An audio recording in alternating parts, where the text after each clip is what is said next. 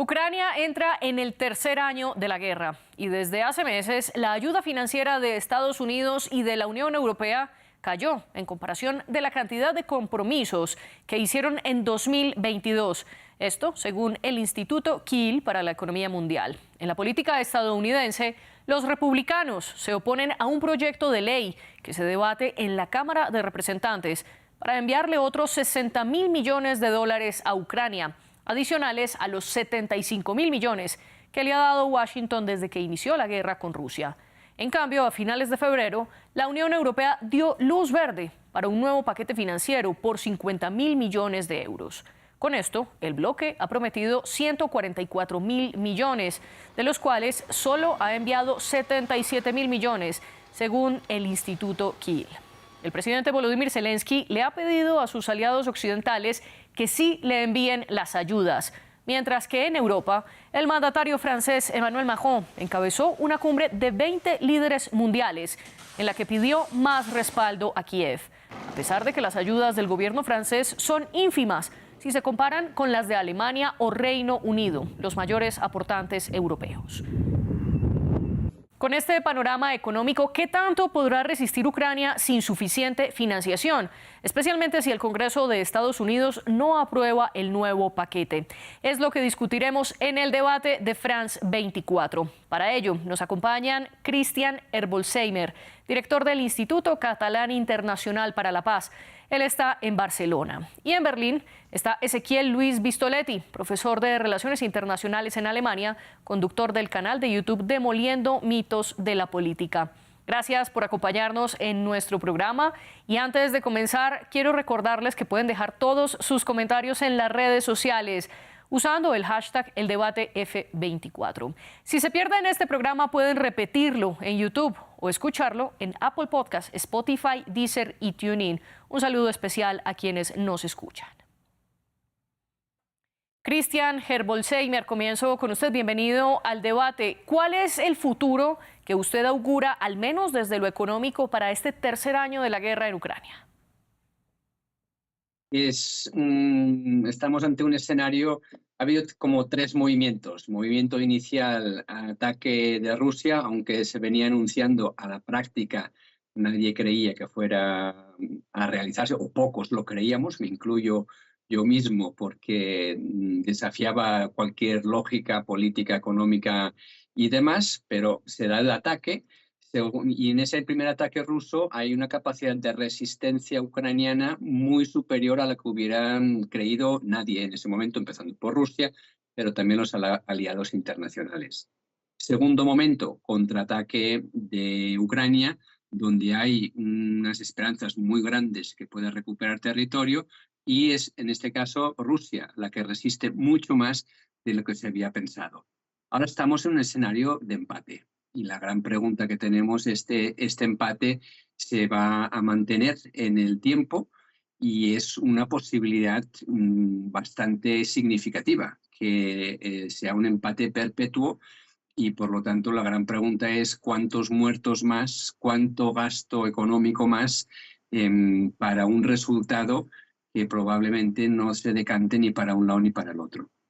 Ezequiel Luis Vistoletti, también bienvenido usted al debate. ¿Comparte esta visión de Christian de que en este momento estamos en un empate perpetuo? Y si es así, ¿hasta cuándo entonces debe ir la financiación a Ucrania? No, de ningún modo.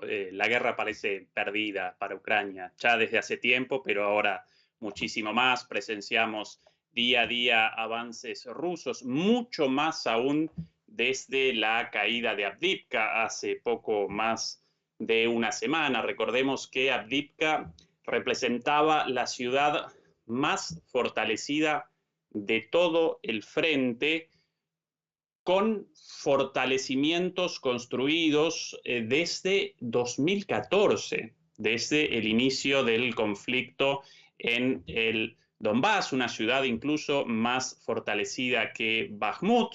Para muchos analistas, por sobre todas las cosas occidentales, la situación en Avdiivka y en el frente aparecía empantanada. Bueno, en realidad sencillamente recogen la visión del conflicto presentada públicamente por las autoridades ucranianas y naturalmente también por los aliados de la OTAN. Presentan como empate una situación completamente distinta a esa. ¿Por qué? Porque en realidad en Ucrania comenzó una guerra de desgaste ya mucho tiempo atrás. Después de los primeros meses comenzó una guerra de desgaste, debido a lo cual no aparecen grandes avances territoriales de ninguna de las partes, porque el objetivo tanto de Ucrania como de Rusia responde a la destrucción de las fuerzas enemigas, ¿sí? Cuando las fuerzas enemigas ya aparecen suficientemente deterioradas, los avances territoriales comienzan sencillamente como consecuencia de eso y de manera muy rápida. Así, hasta hace poco tiempo presentaban como una situación de estancamiento, de empate, la situación en Avdiivka, cuando en realidad Rusia machacaba y generaba terribles pérdidas en las fuerzas ucranianas, no solamente de ahí, sino a lo largo de todo el frente, y de la noche a la mañana colapsó la defensa de esa ciudad, la más fortificada de todo el frente desde 2014, lo remacho una vez más, colapsó y comenzó una desbandada ucraniana, la cual todavía aparece en curso, porque cada vez más realizan avances los rusos frente a esto. Todavía no pudieron los ucranianos generar la estabilización de este frente. Y esto sin que Rusia haya comenzado siquiera una operación ofensiva. Esto sencillamente los rusos caracterizan a esto como defensa activa, y de hecho esto comenzó tras la derrota de la mal llamada contraofensiva ucraniana. En realidad representó una ofensiva derrotada con muchísimas pérdidas materiales y humanas para Ucrania, y solo como consecuencia de eso, capitalizando esa derrota, comenzó Rusia estos avances locales, pero a lo largo de todo el frente, y en el caso de Avdiivka generaron el colapso de la defensa. Para colmo, efectivamente, los Estados Unidos determinaron que no van a realizar el envío de los famosos 61.000 millones de dólares, con lo cual el destino de Ucrania en esta guerra aparece ya escrito. Aún así, todavía no podemos determinar la resolución del problema de fondo. Recordemos una vez más, esta no representa la guerra entre Rusia y Ucrania, sino que esta representa la guerra en Ucrania, no la guerra de Ucrania, sino la guerra en Ucrania, porque Ucrania aparece sencillamente como el escenario en el cual colisionan Rusia y la OTAN, o más específicamente Rusia y Estados Unidos, porque este representa el conflicto de fondo. Bueno, la resolución de este conflicto...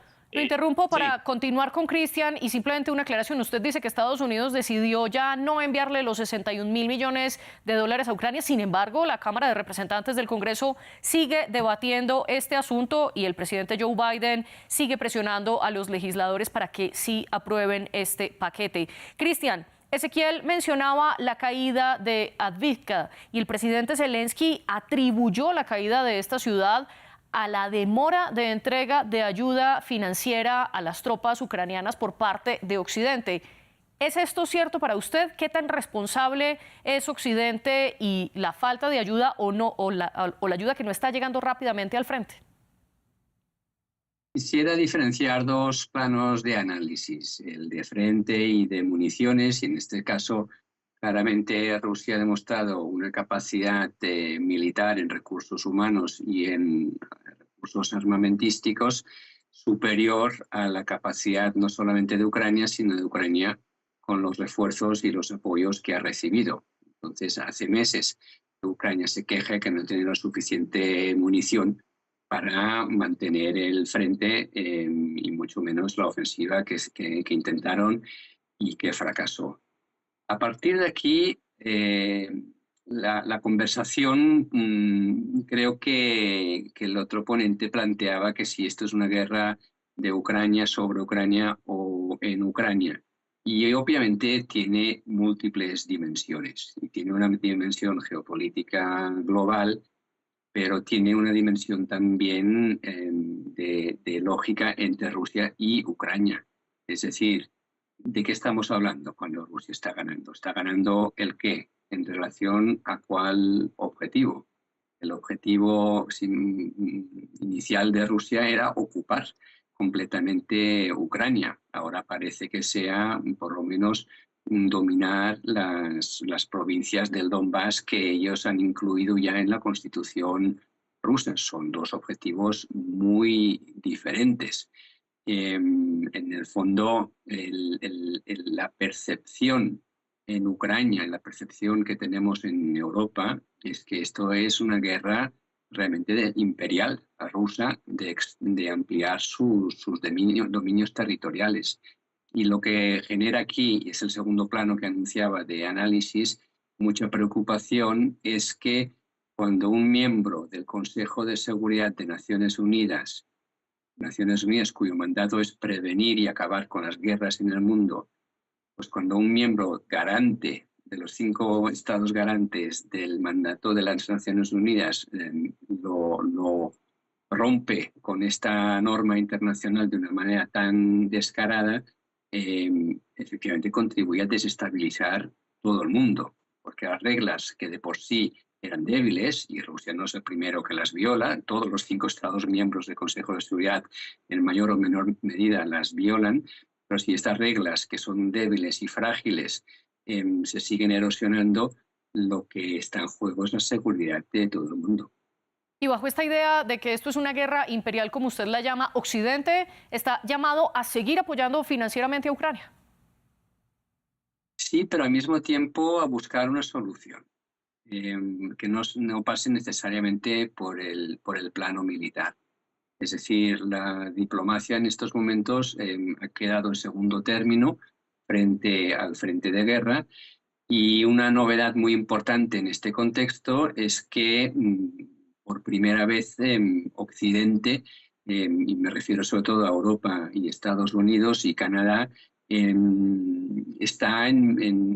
no cuenta con un respaldo global en su condena al ataque de Rusia sobre Ucrania, porque ha habido muchos países, y principalmente en América Latina, que se lo miran con una cierta distancia y que no han querido apoyar sin condiciones la posición europea y norteamericana. Eso ha descolocado mucho, sobre todo a los europeos, que no se ven a sí mismos como una potencia mundial y que más bien se ven como garantes del derecho internacional.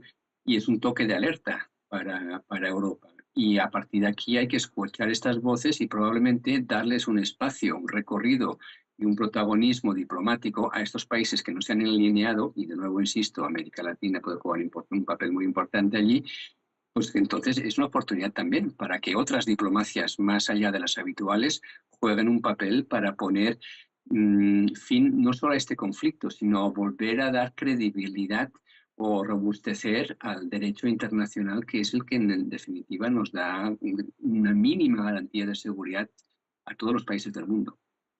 Usted habla entonces de un apoyo a la vez que se busca una solución. Ezequiel, ¿usted comparte este punto de vista? ¿Debe Occidente seguir enviando ayuda financiera a Ucrania? Y usted que está en Alemania, que es el país europeo que más dinero le ha dado a Ucrania, ¿cómo se vive allí la percepción de que el gobierno alemán siga destinando millones de euros para la guerra?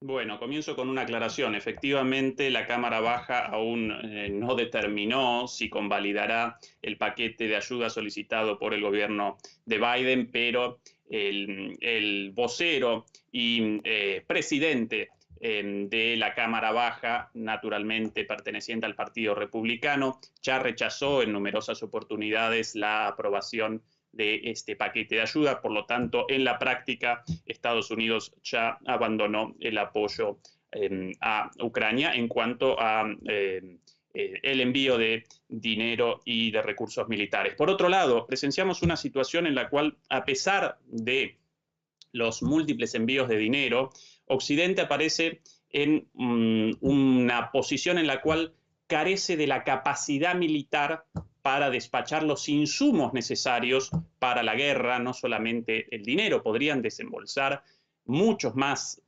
millones y millones de dólares, pero carece Occidente de la capacidad de generar la munición suficiente solamente en el ámbito de la artillería, en muchos otros ámbitos también, carece de la capacidad productiva para realizar los envíos necesarios para que Ucrania pueda responder a las necesidades de la guerra.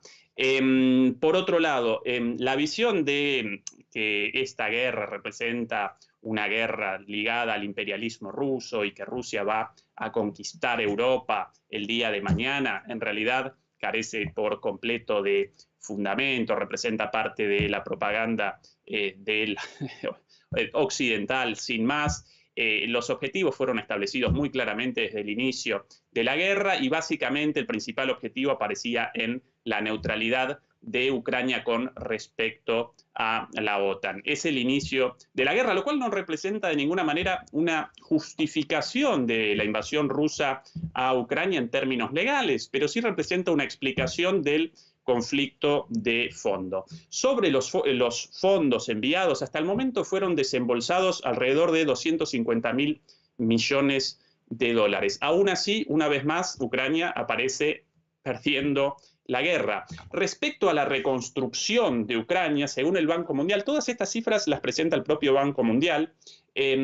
Según el Banco Mundial, deberían ser desembolsadas 486.000 millones de euros para la reconstrucción. Según los propios ucranianos, según el gobierno ucraniano, 568.000 millones de euros. Esto representa algo así como 4 veces el Plan Marshall.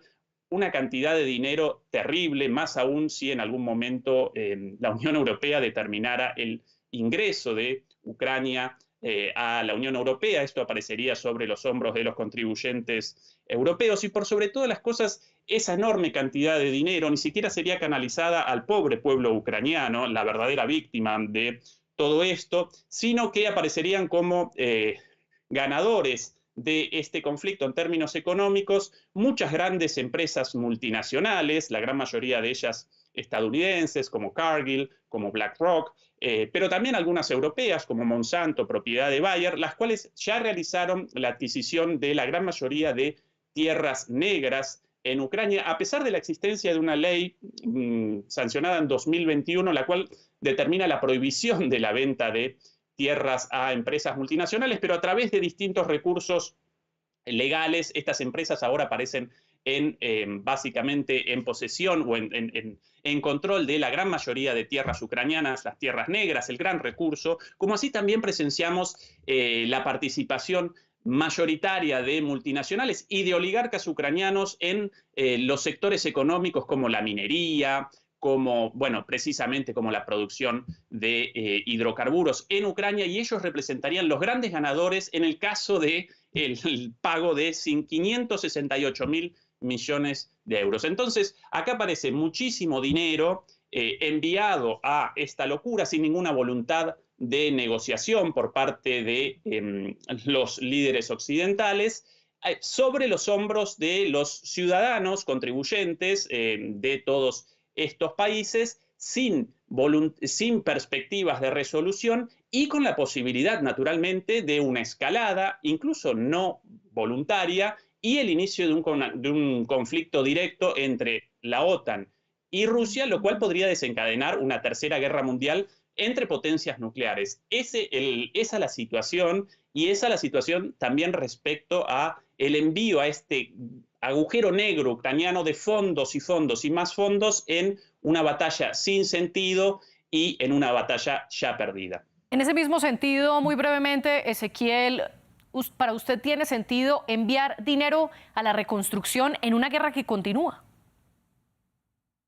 No, por supuesto que no. Esto de comenzar los envíos de dinero, las discusiones respecto a la reconstrucción antes del final de una guerra. Y no solo eso, mientras deliberan sobre la reconstrucción, determinan políticas tendientes a la continuación del conflicto. Y no quiero recordar en este caso siquiera la participación, por ejemplo, de Boris Johnson en su momento, obviamente bajo el mandato de Joe Biden, cuando 2 meses después de comenzado este conflicto y cuando Ucrania y Rusia prácticamente habían determinado un acuerdo de paz, y esto lo establece uno de los negociadores ucranianos, aún miembro del partido Siervos del Pueblo, el partido político de Zelensky. Él mismo recordó que habían prácticamente establecido un acuerdo de paz hasta la llegada de Boris Johnson, con el mandato de Joe Biden, naturalmente, o de las personas alrededor de Joe Biden, y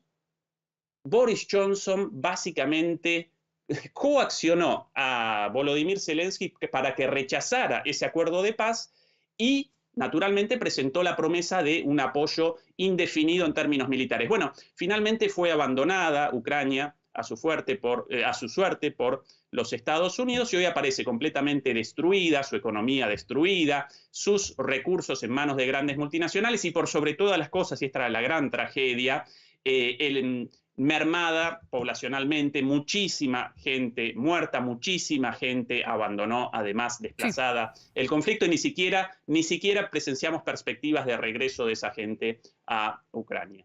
Cristian, Ezequiel habla de que esto es un agujero negro. ¿Usted comparte esa visión, sobre todo teniendo en cuenta que en febrero finalmente el Parlamento y el Consejo Europeo aprobaron un nuevo paquete por 50.000 millones de euros destinados a Ucrania? Sin embargo, una aclaración, estos 50.000 millones de euros son 17.000 millones en donación y 33.000 millones a manera de préstamo por parte del bloque hacia Ucrania. Y otro punto, ningún euro de estos está destinado a lo militar. Según los 3 pilares del plan, esto irá para un apoyo directo al presupuesto del Estado ucraniano, una inversión para atraer inversión privada y pública en el país, y tercero, para asistencia técnica. ¿Cómo interpretar entonces este paquete? ¿Cae en el agujero negro del que habla Ezequiel? Yo creo y quiero llamar la atención de nuevo a la dimensión global. Lo que me parece un agujero negro es el incremento de presupuesto militar que hemos visto estos últimos 10 años en todos los países en el mundo.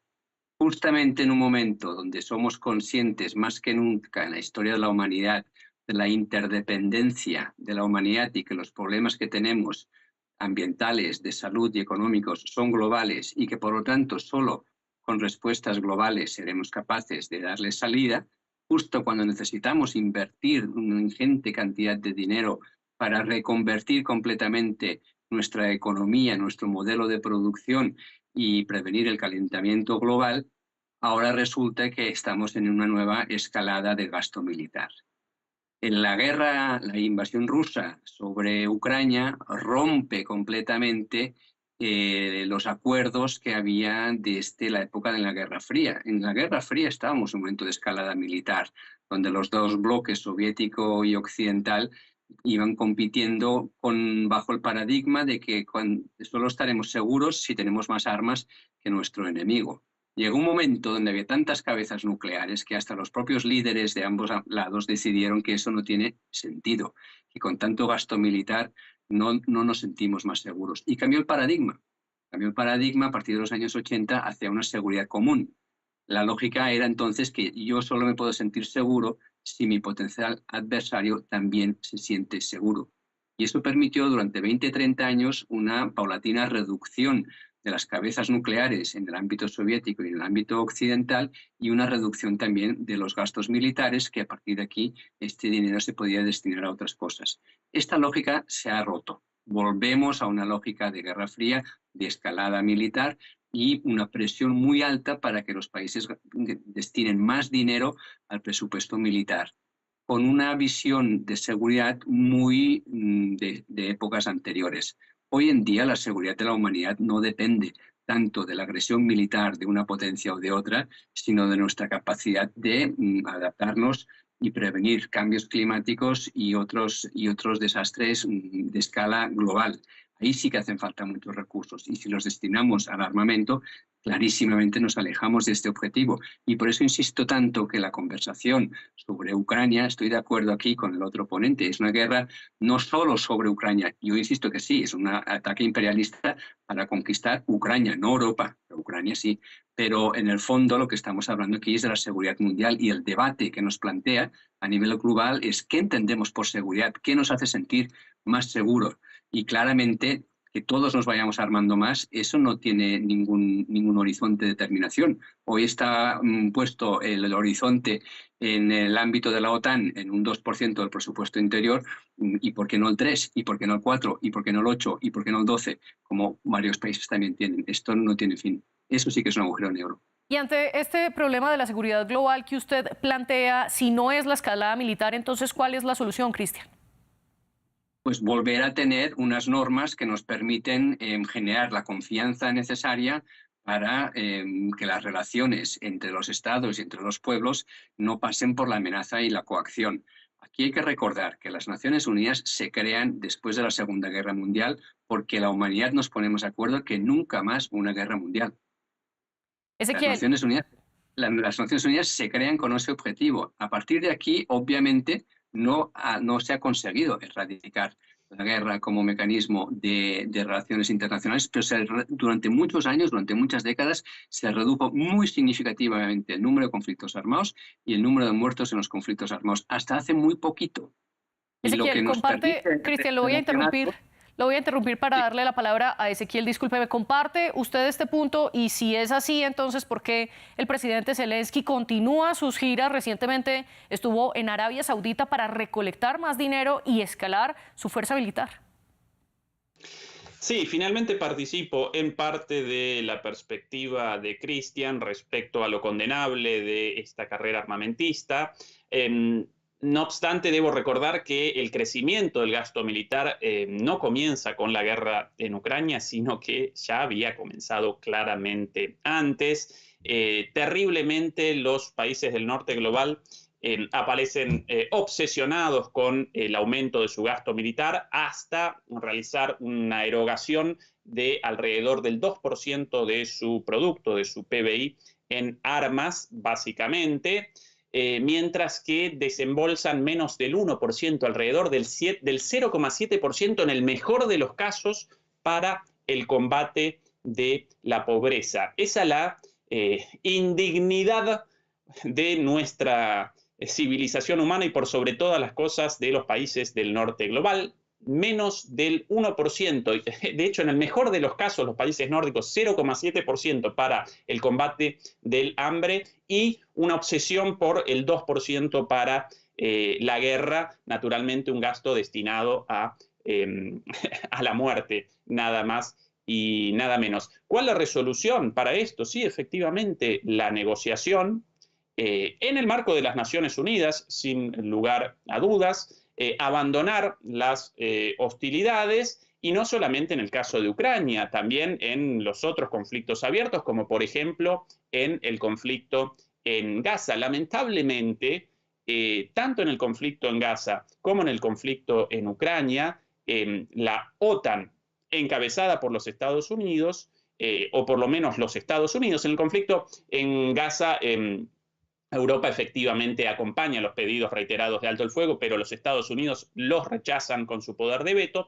En el conflicto en Ucrania, bueno, tanto Estados Unidos como Europa hasta el momento patrocinaron esta guerra sin generar una salida alternativa, una salida negociada. La única salida posible, la única salida al final, presenciaremos finalmente una negociación, así que esa es la situación actual, pero en eso participo de la visión de Cristian. Acá presenciamos la necesidad imperiosa del reconocimiento de los intereses ajenos y el comienzo de negociaciones. Y añado una cifra en la misma línea de cuánto porcentaje del PIB destina cada país para combatir la pobreza. En contraste con esto, Estonia y Dinamarca, que son los que más porcentaje de su PIB han destinado para apoyar a Ucrania, han dedicado 3,5 y 2,4% de su PIB para enviar dinero a Ucrania, una cifra que es más de 3 veces mayor a lo que menciona Ezequiel para combatir la pobreza. Cristian, en esta misma línea, para usted, ¿qué debe pasar entonces en el Congreso de Estados Unidos? Y sobre todo, ¿qué opina de la moneda de cambio que piden los republicanos, de una política interna que presionan al presidente Biden para que a cambio de respaldar a Ucrania, él endurezca sus medidas migratorias en la frontera con México? Bueno, esto ya forma parte, aquí es donde se mezclan la política nacional con la política internacional, y yo diría que en una dimensión perversa. porque claramente entonces los objetivos de paz, si quieres, están supeditados a las disputas de políticas internas. Y eso creo que es muy pervertido. Yo creo que aquí también estaría de acuerdo parcialmente con Ezequiel. Para entendernos, es muy difícil sostener un discurso de la importancia de mantener la legalidad internacional, el derecho internacional en Ucrania y por lo tanto condenar la agresión rusa y luego no condenar la agresión de Israel sobre Gaza. Y por lo tanto lo que está en juego de nuevo es la credibilidad de las políticas internacionales de los diferentes países, que hasta ahora ha estado en el mundo dominada por los Estados Unidos y siempre hemos estado muy pendientes de ellos, pero también quiero resaltar aquí que en muchos conflictos armados en el mundo ya no es Estados Unidos, el antiguo poder unilateral e imperial, sino que son otros poderes que también entran en juego y ciertamente no para fortalecer el sistema internacional. Por lo tanto, para responder a tu pregunta, muy complicado. Los Estados Unidos, su papel, su credibilidad, su legitimidad internacional está en entredicho ante la incapacidad de responder de una manera coherente ante un conflicto como la agresión de Rusia sobre Ucrania y otro que está pasando en paralelo sobre los ataques de Israel sobre la población civil en Gaza. Ezequiel, ahora quiero preguntarle qué podría pasar en Ucrania en este tercer año de la guerra en caso tal de que Estados Unidos no apruebe este paquete y sobre todo pensando en que Estados Unidos es el donante que más dinero ha enviado a lo militar, ya que el apoyo de la Unión Europea se concentra más que todo en la parte financiera y humanitaria. ¿Qué podría pasar entonces para Ucrania, Ezequiel? Sí, quiero recordar además las palabras recogidas por el Washington Post de un instituto de investigación estadounidense respecto a que más del 90% del gasto estadounidense para el patrocinio de la guerra en realidad fue canalizado hacia la propia industria militar estadounidense, con lo cual esto de dinero para Ucrania o armas para Ucrania en realidad en gran medida representa una forma de financiamiento de los propios complejos militares e industriales de cada uno de los países y por sobre todas las cosas de Estados Unidos. Respecto a las perspectivas de Ucrania, lamentablemente aparecen sombrías.